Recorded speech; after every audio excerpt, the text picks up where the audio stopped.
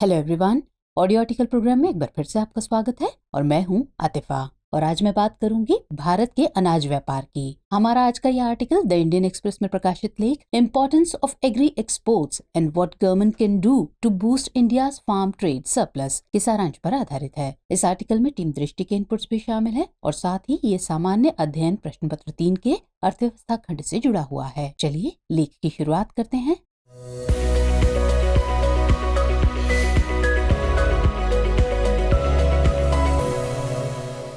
ये बात बेहद प्रसिद्ध है कि निर्यात अर्थव्यवस्था के विकास का इंजन होता है। लिहाजा सभी देश अपनी अर्थव्यवस्था को गति देने के लिए जो भी नीतियां बनाते हैं उनमें निर्यात को सबसे ऊपर रखते हैं। वो उन सभी सेक्टर्स पर विशेष फोकस करते हैं जिनकी डोर निर्यात से जुड़ी होती है। इन दिनों भारत का भी एक सेक्टर निर्यात की ऊंचाइयां छू रहा है। हालांकि ये बात अलग है कि मौजूदा परिदृश्य में सरकार ये नहीं चाहती है कि इस सेक्टर का निर्यात ज्यादा बढ़े। इसके लिए सरकार ने इस पर तरह तरह के अवरोध भी लगाए, मगर इस सेक्टर का निर्यात फिर भी बढ़ता ही चला गया। दरअसल हम बात कर रहे हैं भारत के कृषि निर्यात की। भारत का कृषि निर्यात पिछले वर्ष की तुलना में अप्रैल सितंबर छमाही में 16.5% बढ़ा है और वित्त वर्ष 2021-22 में हासिल किए गए 50.2 अरब डॉलर के रिकॉर्ड को पार करने के लिए तैयार है। यहाँ दिलचस्प बात यह है कि जिन जिन्सों यानी गेहूं, चावल और चीनी के निर्यात पर प्रतिबंध लगाया गया है उनके निर्यात में भी बेहद उछाल देखा गया है। हालांकि ये बात भी सही है कि इस बीच आयात में भी तेजी देखी गई है। तो मतलब ये कि समग्र कृषि व्यापार में ही तेजी दर्ज हुई है। भारत का कृषि क्षेत्र सबसे अधिक रोजगार मुहैया कराने वाला क्षेत्र है और इसलिए जब इस क्षेत्र के व्यापार में उछाल आया तो इस बात पर पुनः चर्चा शुरू होने लगी कि इस उछाल की वजह क्या है। इससे जुड़े हुए कई पहलू हैं। मसलन भारत की अनाज के व्यापार में स्थिति क्या है, इसमें हो रही वृद्धि का देश पर क्या प्रभाव पड़ेगा, सरकार आयात निर्यात में संतुलन साधने के लिए क्या क्या कर रही है आदि।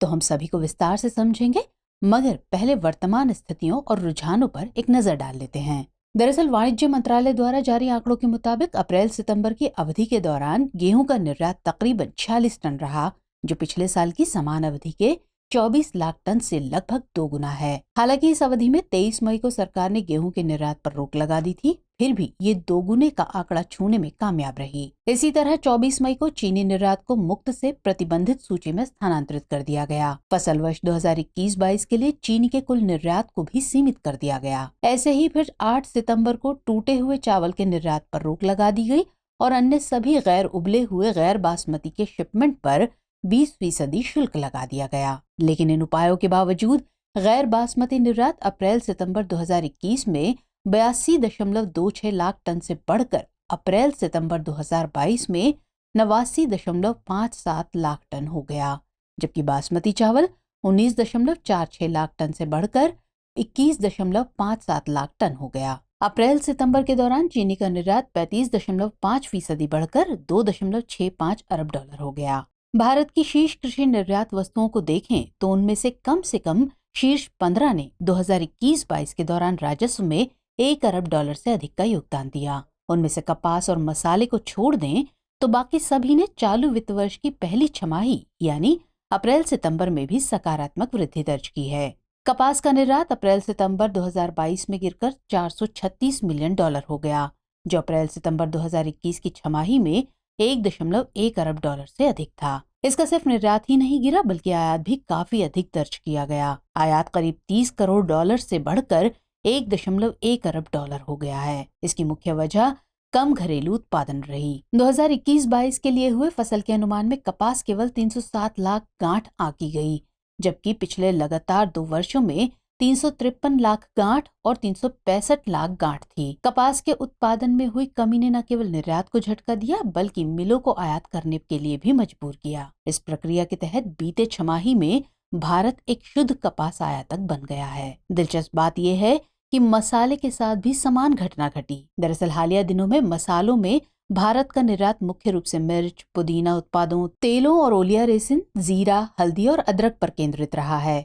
वहीं दूसरी तरफ काली मिर्च और इलायची जैसे पारंपरिक मसालों में देश निर्यातक के साथ साथ आयातक भी बन गया है। काली मिर्च के मामले में भारत वियतनाम, श्रीलंका, इंडोनेशिया और ब्राजील से पीछे चला गया है, जबकि इलायची के बाजार में इसकी हिस्सेदारी ग्वाटेमाला द्वारा कम कर दी गई। एक अन्य पारंपरिक निर्यात वस्तु जहां भारत काफी हद तक आयातक बन गया है वो है काजू। 2021-22 में 1.26 अरब डॉलर के आयात की तुलना में देश के काजू निर्यात का मूल्य 453.08 मिलियन डॉलर था। अकेले इस वित्तीय वर्ष के पहले 6 महीनों के दौरान आयात बढ़कर 1.4 अरब डॉलर से अधिक हो गया है। तो कुल मिलाकर कहें तो निर्यात के साथ साथ आयात में भी वृद्धि हुई है। अब ऐसे में सवाल उठना लाजमी है कि इनमें वृद्धि के कारण आखिर क्या हैं? तो सबसे बड़े कारण को देखें तो उच्च अंतर्राष्ट्रीय कीमत सबसे ऊपर दिखता है, क्योंकि भारतीय रिजर्व बैंक की नवीनतम कार्रवाइयां और खाद्य मुद्रास्फीति पर की गई टिप्पणी से भी निर्यात उतना तीव्र नहीं हो सकता है। उच्च अंतर्राष्ट्रीय कीमत आमतौर पर आयात को नियंत्रण में रखती है और मौद्रिक मूल्य के लिहाज से निर्यात के लिए अनुकूल होती है। बहरहाल मार्च में यूक्रेन संकट के आने से पहले ही FAO खाद्य मूल्य सूचकांक में 159.3 अंकों के उच्च स्तर पर पहुंच गया था। यूक्रेन पर रूसी आक्रमण ने कृषि वस्तु के बाजारों में और तेजी ला दी। पिछले अनुभव को देखते हुए ये भारत के कृषि निर्यात के लिए अच्छा संकेत था। इसने देश के गेहूं और मक्का के निर्यातकों के लिए उम्मीदें जगाईं। भुगतान संतुलन के व्यापार खाते ने भी आंशिक ही सही ये उम्मीदें लगाईं कि ये दोनों जिन्स के निर्यातक 2 युद्धरत देशों द्वारा ब्रेड बास्केट में की गई कमी को पूरा करें और निर्यात में मौजूदा खालीपन को कम करें। मगर हूबहू ऐसा न हो सका। निर्यात में तो इजाफा हुआ, लेकिन ये तेज होते आयात को पछाड़ न सका। मतलब ये कि यहाँ निर्यात में प्रभावशाली वृद्धि आयात से कुछ हद तक कम ही रही। पिछले एक दशक में भारत के कृषि उत्पादों के निर्यात के रुझानों को देखें तो पिछले साल निर्यात 50.2 अरब डॉलर रहा, जो अब तक का रिकॉर्ड है।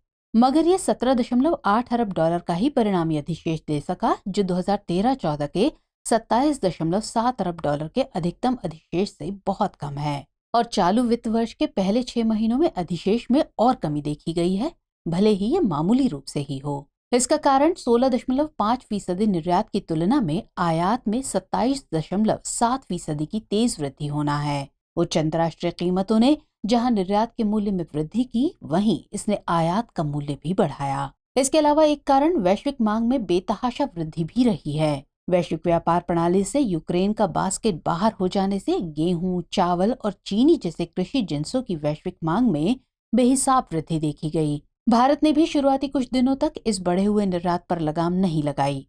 वैश्विक बाजार में भारत के लिए बन रही इस जगह से देश भी आशान्वित हो रहा था।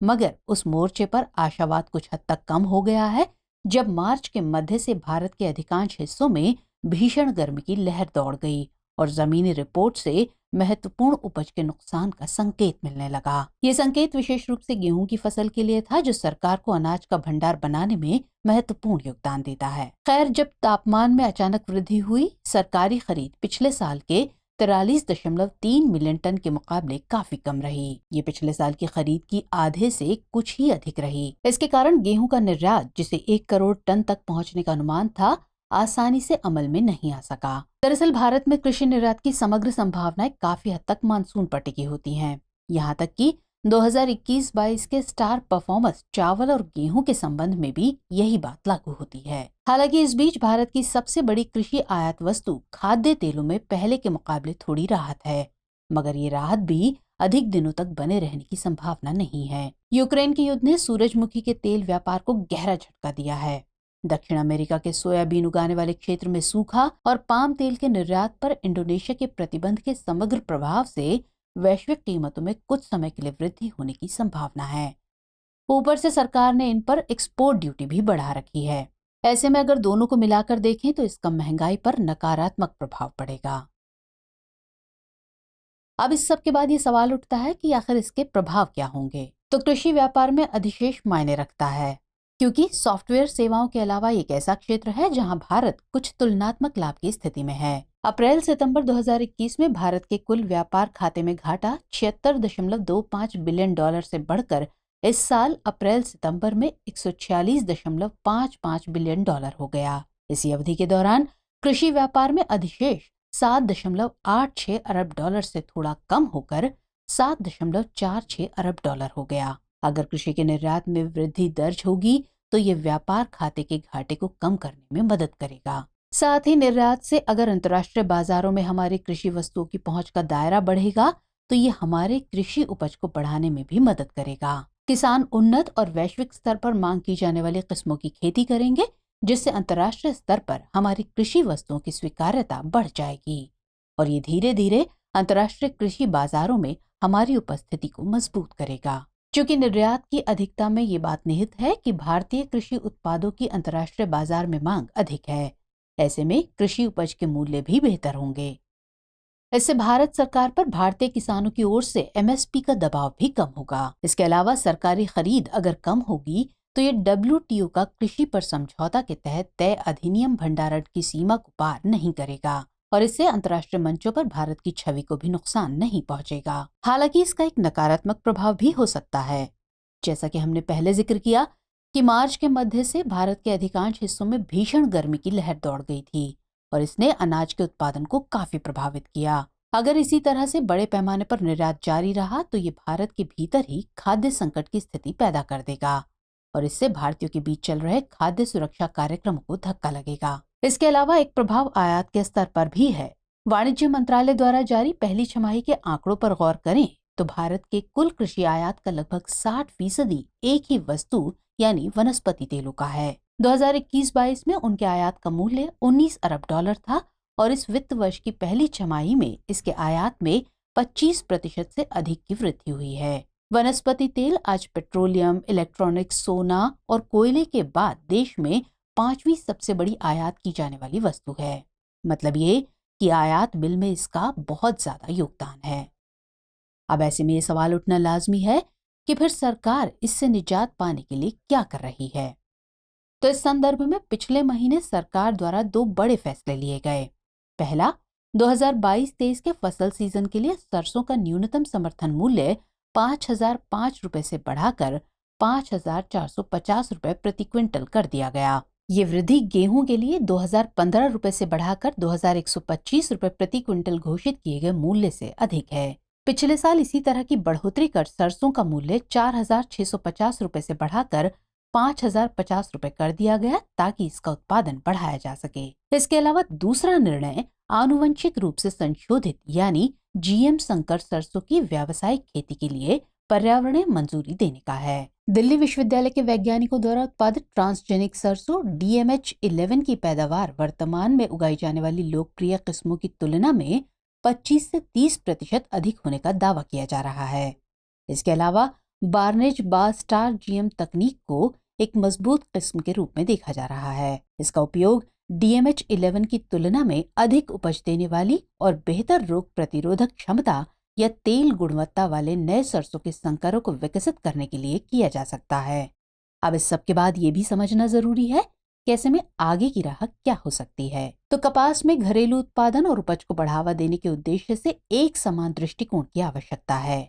कीट प्रतिरोधी जेनेटिकली मॉडिफाइड BT तकनीक ने भारत के कपास उत्पादन को वित्त वर्ष 2000-2001 के दौरान 140 लाख गांठों से वित्त वर्ष 2013-14 में 398 लाख गांठों तक लगभग तिगुना करने में मदद की और 2011-12 में निर्यात 4.33 अरब डॉलर के शिखर पर पहुंच गया। इसके बाद कपास के उत्पादन में गिरावट दर्ज की जाने लगी। 2021-22 में निर्यात गिरकर 12 साल के निचले स्तर पर पहुंच गया। यहाँ तक कि भारत अब कपास का शुद्ध आयातक बन गया है। ये समस्या घरेलू उत्पादन और उत्पादकता पर ध्यान केंद्रित करने पर जोर देती है। कृषि निर्यात नीति का मुख्य उद्देश्य निर्यात टोकरी में विविधता और विस्तार करना रहा है ताकि खराब होने वाले और प्रसंस्कृत खाद्य सहित उच्च मूल्य की वस्तुओं का निर्यात बढ़ाया जा सके। इस नीति को समय समय पर समीक्षा की जरूरत है। साथ ही नीति में खाद्य प्रसंस्करण कंपनियों का पोषण करने, उत्पादन की लागत कम करने, वैश्विक खाद्य गुणवत्ता मानकों को सही तरीके से अपनाने और प्रसंस्कृत खाद्य के निर्यात को बढ़ावा देने के लिए एक सहायक वातावरण बनाने की आवश्यकता है ताकि कृषि व्यापार पैटर्न स्थिर हो सके। इसके अलावा भारतीय किसानों को खाद्य पदार्थों को विश्व स्तर पर निर्यात करने के लिए प्रोत्साहित किया जाना चाहिए, क्योंकि वो न केवल भुगतान संतुलन में सकारात्मक योगदान देंगे बल्कि किसानों की आय बढ़ाने के साथ साथ उत्पादन बढ़ाने में भी उत्प्रेरक का काम करेंगे। इन सब के अलावा भारतीय किसानों को लागत प्रतिस्पर्धात्मकता, वैश्विक खाद्य गुणवत्ता मानकों और प्रौद्योगिकी पर ध्यान केंद्रित करना चाहिए और वैश्विक खाद्य निर्यात बाजार का दोहन करना चाहिए। कई कृषि उत्पादों में भारत प्रतिस्पर्धात्मक लाभ की स्थिति में है जिन्हें प्रसंस्कृत खाद्य उत्पादों की ओर मोड़ने की जरूरत है। ये क्षेत्र अंतर्राष्ट्रीय कीमत के उतार चढ़ाव से भी कम ही प्रभावित रहते हैं, जबकि कोई कच्चा उत्पाद अंतर्राष्ट्रीय कीमतों के उतार चढ़ाव से ज्यादा प्रभावित रहता है। वैसे भी भारत में खाद्य प्रसंस्करण क्षेत्र में अभी अपार संभावनाएं हैं। यहाँ भारत के पास वैश्विक नेता बनने की क्षमता है। वर्तमान अनाज व्यापार रुझानों को देखें तो 2022-23 भारतीय कृषि व्यापार के लिए अधिक चुनौतीपूर्ण हो सकता है। इसलिए प्रसंस्करण क्षेत्र पर ध्यान देना ज्यादा बेहतर विकल्प हो सकता है। साथ ही घरेलू उत्पादन और नई तकनीकों पर ध्यान केंद्रित करने से कृषि व्यापार अधिशेष को बढ़ावा देने में और मदद मिल सकती है। चलिए अब नोट कर लीजिए आज का अभ्यास प्रश्न। प्रश्न है, अवरोधों के बावजूद भारत के कृषि निर्यात में काफी उछाल दर्ज किया गया है। वाणिज्य मंत्रालय द्वारा जारी 2022-23 की पहली छमाही के आंकड़ों के आलोक में इस कथन का आलोचनात्मक मूल्यांकन कीजिए।